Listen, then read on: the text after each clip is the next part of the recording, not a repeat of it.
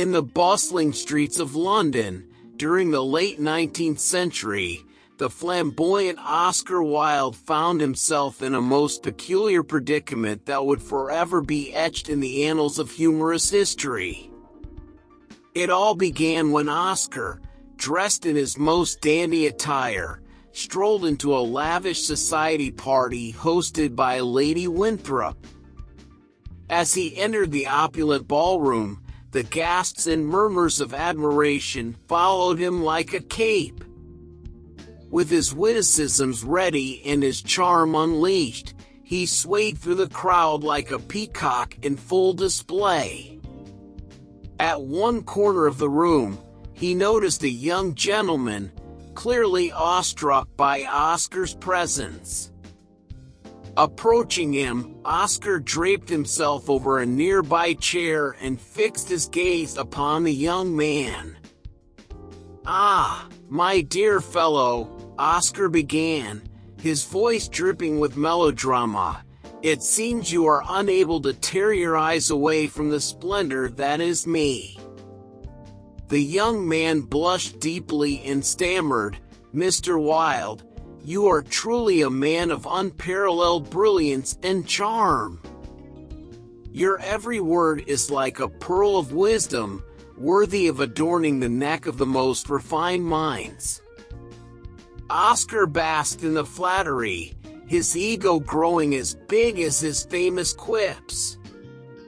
"Indeed, my friend, the pleasure of my company is akin to sipping the finest champagne. It leaves a lasting sparkle on your soul." The young man's adoration was boundless, and he hung on to every word Oscar spoke. Seeing this ripe opportunity for amusement, Oscar decided to weave a web of absurdity. "Why, my dear fellow," Oscar exclaimed dramatically, "I have recently embarked on a journey of profound thought. I have come to realize that mirrors are, in fact, the windows to our souls." The young man's eyes widened in astonishment. "Mr. Wilde, your insight is unparalleled. Pray, do tell me more." Oscar leaned in conspiratorially, his eyes twinkling with mischief. "You see, when one gazes into a mirror, one is not merely observing one's reflection. Oh no! One is, in truth, gazing into the very depths of one's soul. The mirror is a magical portal, a connection to the ethereal realm within us." The young man nodded fervently, fully captivated by this bizarre concept. "How extraordinary! You have illuminated the deepest mysteries of existence, Mr. Wilde." With a flourish, Oscar produced a pocket mirror from his coat. "Allow me to demonstrate, my dear friend. Watch closely now." Oscar stared intently into the mirror, his face contorted into an expression of profound meditation.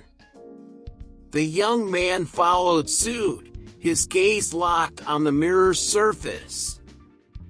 For the next few minutes, the pair remained in this absurd tableau, peering at their own reflections with unwavering focus. The rest of the partygoers began to notice the peculiar spectacle and exchanged puzzled glances. At last, Oscar broke the trance, turning to the young man with an air of solemnity. "Do you feel it, my friend? The connection to the cosmic symphony within us?" The young man was practically trembling with excitement. "Yes, Mr. Wilde, I do. I feel as though my very essence is intertwined with the universe." At this point, the surrounding guests could no longer contain their laughter. The absurdity of the situation had reached its peak, and the ballroom erupted in mirthful guffaws. Oscar Wilde, still sporting an enigmatic smile, gracefully bowed to the laughing crowd. "Ladies and gentlemen, I present to you the greatest magic trick of all, the transformation of a simple mirror into a portal to the soul."